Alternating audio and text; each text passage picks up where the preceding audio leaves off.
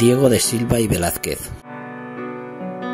Velázquez va a nacer en Sevilla y desde muy temprano, a la edad de 10 años, va a entrar en los talleres de Herrera el Viejo, un pintor local que le va a enseñar color y realismo, lo propio del primer barroco español. A los 12 años va a pasar al taller de Francisco Pacheco, un pintor algo más conocido, muy relacionado con la intelectualidad local y que le va a enseñar dibujo y composición. En Sevilla va a permanecer hasta 1623, fecha en la que se va a trasladar a la corte gracias a una carta de recomendación que Francisco Pacheco le va a escribir al conde duque de Olivares. Este le va a presentar a Felipe IV, que le va a acoger bajo su protección. Como pintor de corte tuvo a su cargo las colecciones reales, que ejercieron una gran influencia en su obra, en especial las pinturas venecianas. Más tarde, Rubens, el pintor más famoso del momento, va a visitar Madrid y esa va a ser una ocasión para que el propio Velázquez le conozca y le acompañe en numerosas ocasiones. Su formación se va a completar con dos viajes que va a realizar a Italia en 1629 a 1661 y de 1649 a 1651. En estos viajes, por encargo del propio rey, va a profundizar en los estudios de los grandes maestros italianos. Como pintor de corte va a tener una gran libertad para pintar prácticamente de todo, desde pintura mitológica, que va a realizar fundamentalmente cuando esté fuera de España, en Italia, a pintura de historia, pintura de género, paisajes, religiosa y sobre todo retratos de la corte, pero también retratos de su esposa, Juana Pacheco, la hija de Francisco Pacheco, su primer mentor, y también de numerosos bufones. Pintará con gran dignidad y con enorme respeto. El estilo de Velázquez va a evolucionar mucho, desde su etapa sevillana, en la que prodiga de temas muy sencillos, muy costumbristas, tratados con una técnica bastante tenebrista, hasta la época final, que se caracteriza por la captación de la luz y los efectos que produce, especialmente en el desarrollo de la perspectiva aérea. En cuanto a las composiciones, estas no suelen poseer movimiento, pero las figuras están muy bien dispuestas para poderlas contemplarlas en un golpe de vista, generando tensión en la observación. Va más allá, digamos, de una reproducción de la realidad. Intenta que reflexionemos sobre ella, que la interpretemos junto con él. En cuanto a la técnica, utiliza el óleo, experimentando una evolución desde la pincelada fina, precisa, muy realista, hacia una pincelada mucho más deshecha, de grandes manchas, muy impresionista, que va apareciendo poco a poco en su producción hasta hacerse primordial en las últimas obras. Pinta a la prima, es decir, sin dibujo previo, directamente sobre el lienzo, lo que le permite una mayor libertad de trazo, pero que también le produce errores, lo que vamos a denominar arrepentimientos, y que le hace modificar muchas posturas o muchos elementos de encuadre unos sobre otros y que con el tiempo van a ir apareciendo. La etapa sevillana correspondería a su periodo de primera formación, ese periodo en el que ingresa en los talleres de Herrera y de Pacheco y de quien aprende la técnica tenebrista y en especial la tonalidad madera propia de sus maestros. Sus cuadros son ejecutados con una pincelada muy fina de potentes volúmenes.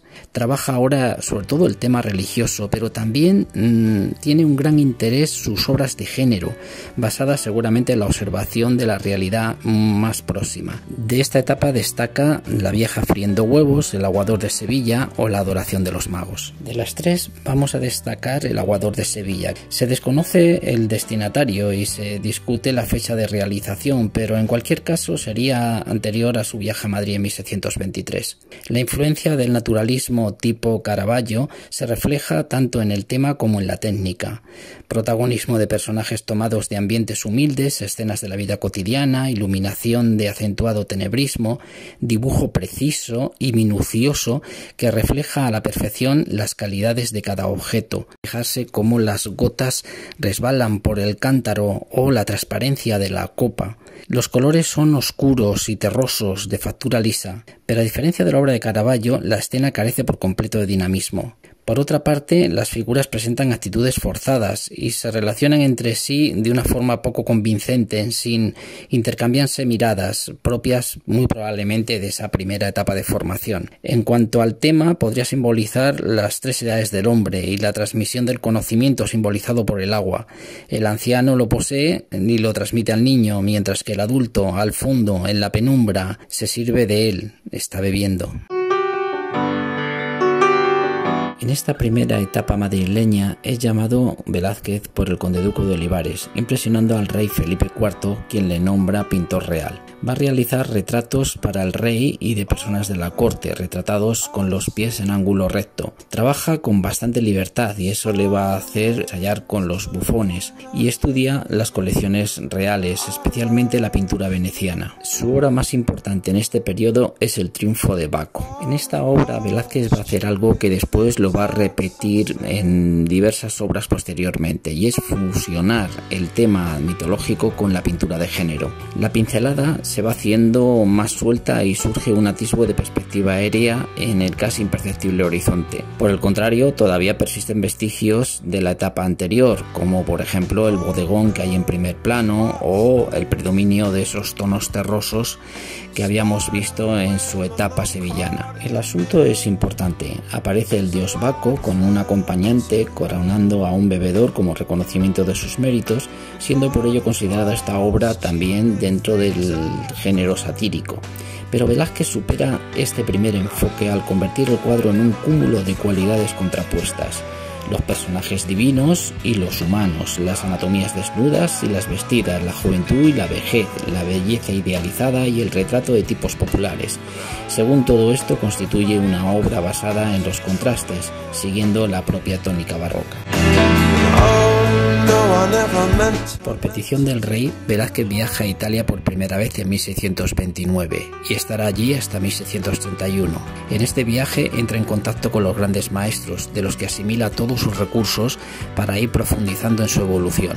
A partir de ahora, se intensifica la fluidez de su pintura, abandona los restos de tenebrismo, estudiando particularmente el desnudo y la perspectiva aérea. Estos logros se pueden ver perfectamente en su obra La fragua de Vulcano, que pintó en Roma en 1630. En esta obra Velázquez vuelve a hacerlo otra vez. Utiliza un tema mitológico como una escena de género y aprovecha toda la escena para recrear los objetos de lo inanimado.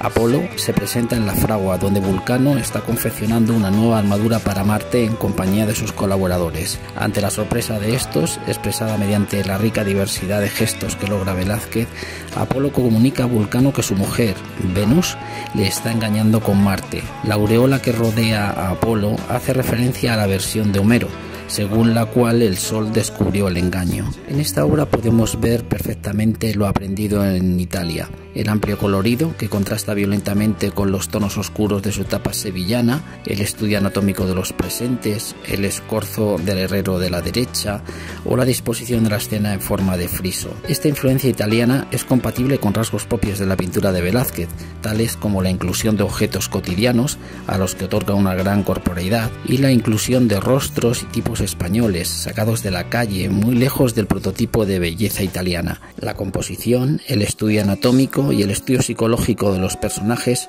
son 3 características que va a asimilar Velázquez y las va a hacer propias. De vuelta en Madrid en 1649, va a continuar su labor como pintor de corte, ejecutando el excepcional Crucificado, inspirado en Martínez Montañés. Pero son especialmente importantes los retratos que va a realizar de la familia real de Felipe IV. Su participación en la decoración del Salón de Reinos del Palacio del Buen Retiro le va a llevar a pintar la rendición de Breda o las lanzas, y más tarde el retrato del príncipe Baltasar Carlos. La rendición de Breda o las lanzas se trata de una pintura de historia en la que supera al resto de los pintores del salón, incluido Zurbarán. En el lienzo es importante subrayar 3 aspectos. En primer lugar, la técnica, en donde sabes extraer todas sus posibilidades al óleo, trabajando con una pincelada cada vez más suelta que le permite una perfecta captación de las calidades de los objetos y de la nebulosa apariencia del paisaje. En segundo lugar, la concepción espacial, representando una gradación progresiva del terreno desde un primer término en donde se disponen los personajes hasta la brumosa lejanía donde la vista se pierde, pasando por diferentes planos intermedios. Aquí se llega a la máxima expresión de lo que se entiende por perspectiva aérea, al pintar la atmósfera que se interpone entre la escena principal y el fondo, fundiendo con extraordinaria maestría los humos provenientes de las destrucciones con el cielo azulado. En tercer lugar, el asunto. Aunque la pintura trata del fin de las hostilidades en Brera, Velázquez sobrepasa la mera anécdota histórica para hacer una exaltación moral del tratamiento del vencido. Para ello se inspira en una obra que había escrito 10 años antes Pedro Calderón de la Barca en su drama El sitio de Breda, y que viene a decir aquello que el valor del vencido hace famoso al que vence. Esta alegoría de la concordia se materializa en el abrazo entre Ambrosio de Spínola y Justino de Nassau. Prosigue el autor en suma honrar al vencido, pues la elevación de su dignidad dará más fama al vencedor. Y así es que no existe diferencia entre los personajes de uno y otro bando, y el grupo vencedor tan solo difiere de su colocación a la derecha y por la mayor altura de sus lanzas. La pintura El príncipe Baltasar Carlos a caballo fue ejecutada hacia 1635 o 1636 y representa al príncipe, hijo de Felipe IV, montado a caballo cuando tenía alrededor de unos 6 años. Iba igualmente destinada al Salón de Reinos del Palacio del Buen Retiro, y en este caso sobre el dintel de la puerta, entre los retratos también ecuestres del rey y de la reina. Su situación en un lugar elevado explica la perspectiva adoptada, de abajo a arriba, es decir, con un contrapicado. Como heredero de la corona, el príncipe aparece con los atributos de general, la bengala en la mano derecha y la banda carmesí cruzada. El retrato ecuestre era una forma convencional de representar a emperadores y monarcas, tanto en pintura como en escultura. Acordaros de los retratos de Marco Aurelio en Roma o los que vimos en el Renacimiento de los condotieros Coleoni y Gatamelata. La posición del caballo en corbeta, con las patas delanteras en alto, manifiesta la destreza del jinete y el dominio sobre el animal, y simboliza la capacidad de mando de los reyes y de los herederos. Técnicamente es un buen ejemplo de su estilo maduro y presenta las mismas características de la obra anterior: luminosidad, perspectiva aérea, primacía de la mancha de color, gamas de colores fríos y un gusto por un amplísimo paisaje. El segundo viaje a Italia fue encargado por el rey en busca de cuadros destinados a la colección de la corona. En este viaje Velázquez va a aprovechar para realizar varios retratos, y en ellos podemos ver la aparente falta de influencias por parte de sus colegas italianos, síntoma de que Velázquez a estas alturas de su carrera no necesitaba de estímulos exteriores, ni su arte era susceptible de modificaciones que no procedieran de su propio pensamiento como artista. Pintar importantes retratos como el del Papa Inocencio X o la del esclavo Juan de Pareja, pero también pequeños cuadros como las vistas de la Villa Medici, que se consideran precedente de la estética impresionista por la importancia que se concede a la luz, en verdadera protagonista de estos pequeños paisajes. También hay que destacar su Venus del Espejo, cuadro excepcional dentro de la pintura española barroca. La Venus del Espejo es un estudio de desnudo femenino de una joven que probablemente fuera la amante que terminaría siendo la madre de su hijo natural, Antonio. La Venus, de espalda al espectador, se mira en el espejo. La composición es en diagonal, resaltando el blanco cuerpo desnudo de la joven sobre una sábana azul, y a la izquierda un cortinaje rojo, buscando el efecto óptico de la lejanía con el azul y el acercamiento visual del rojo, mientras que en el centro un paño blanco nos llama mucho más la atención. La posición de la figura conduce la mirada del espectador hacia la cabeza, para luego saltar hacia el espejo, en el que se representa su rostro en penumbra, por lo que se produce en la mirada del espectador una característica composición en vaivén. Sentido cromático y perspectiva aérea son dos de las características que se pueden resaltar más en esta obra, que se matiza con las tonalidades cromáticas, así como el estudio atmosférico en la imagen reflejada en el espejo. Es en este periodo final cuando Velázquez llega al cenit de su pintura. Su estilo maduro llena los cuadros de tonos rosados y de marfil y utiliza la perspectiva aérea con gran soltura. La pincelada es completamente suelta y emplea mayor cantidad de masa pictórica. Realiza fundamentalmente retratos, pero es indiscutiblemente su lienzo Las Meninas su obra cumbre.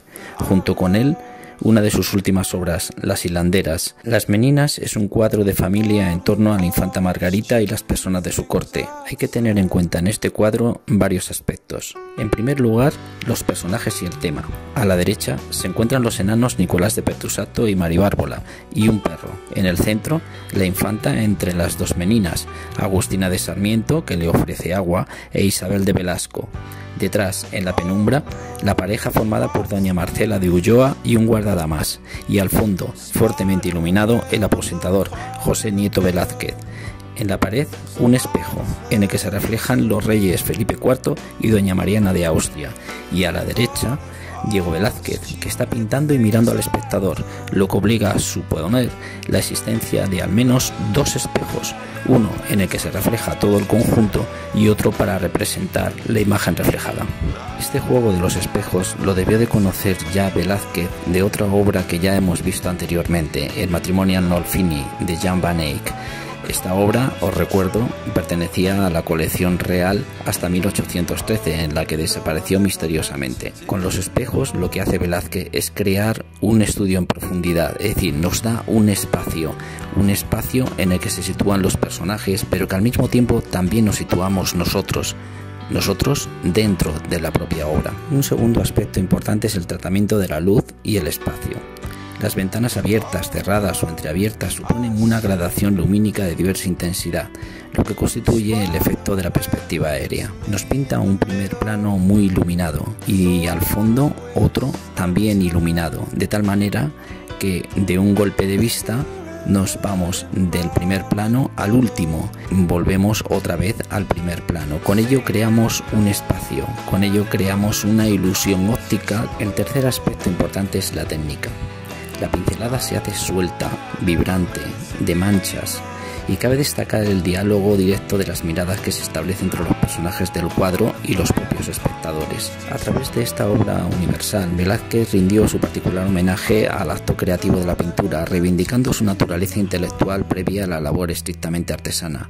De hecho, se autorretrata en actitud de observar y reflexionar. La Cruz de Santiago de su indumentaria fue añadida después, tras ser admitido en dicha orden, para lo cual el propio rey tuvo que conseguir una bula del Papa, ya que los caballeros de Santiago se oponían al ingreso de alguien que se había envilecido con el trabajo manual al haber pintado obras por encargo a cambio de dinero. Esta anécdota es muy significativa de la consideración social del artista en la España del siglo XVII. Por lo demás, Las Meninas es la más extraordinaria muestra de dominio de la perspectiva aérea, en la que la luz y el color no solo crean formas, sino también en la más verosímil sensación de profundidad espacial, mediante la captación del ambiente. Con Las Hilanderas, Velázquez pinta una de sus últimas obras. Parte de un escenario realista y cotidiano para narrar un tema mitológico, la fábula de Aracne, hábil tejedora que cometió la imprudencia de desafiar a Atenea, diosa de la sabiduría y de las artes, que, transformada en anciana, trató inútilmente de disuadirla y de infundirle modestia. Para ello elaboró un tapiz que representa los castigos que los dioses infligían a los mortales que los desafiaban, a lo que Aracne respondió realizando otro con los amores escandalosos de Zeus, el padre de Atenea. La diosa, muy enojada, la convirtió en una araña. En un primer plano, oscuro y más definido, aparecen 5 hilanderas, mientras que en el fondo, sobreiluminado y de menor nitidez, Atenea se dirige a Aracne en presencia de 3 mujeres, ante un tapiz que es una copia de Tiziano y que representa uno de los amores adúlteros de Zeus, el rapto de Europa. En cuanto a la composición, las figuras de la anciana y la hilandera de espaldas están inspiradas en las posturas de 2 desnudos de la Capilla Sixtina de Miguel Ángel, composición de vaivén, de nuevo, y tratamiento de la luz. Por último, la perspectiva aérea y la pincelada suelta en conesa son rasgos que apreciamos muy bien en este cuadro y que son propios del estilo maduro de Velázquez. Además, hay que destacar cómo consigue representar el movimiento en la rueca con un suave difuminado.